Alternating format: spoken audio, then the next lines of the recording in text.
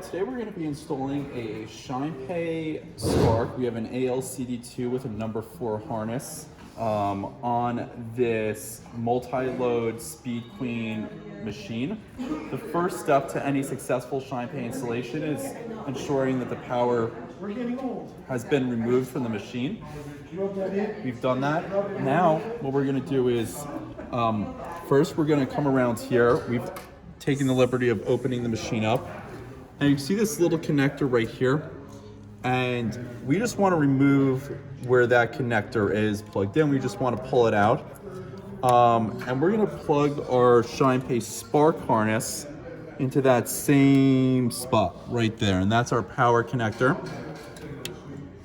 And that just clicks in like that, right there. And then what we're gonna do is, we found our coin mech harness and plug, and we're just gonna unplug these two, and we're gonna put the plug the ShinePay Spark into the machine. And then we're gonna, optionally, if we wanna keep coins, we're just gonna plug the Spark into the coin mech, which is right over here.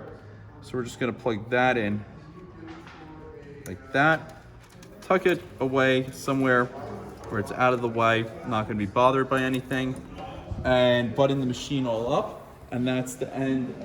And you wanna grab a QR code, and you just wanna make sure that the QR code matches the ShinePay Spark.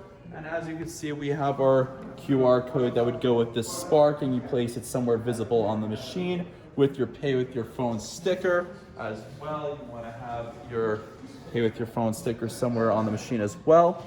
And that's the whole ShinePay install on this multi-load Speed Queen machine.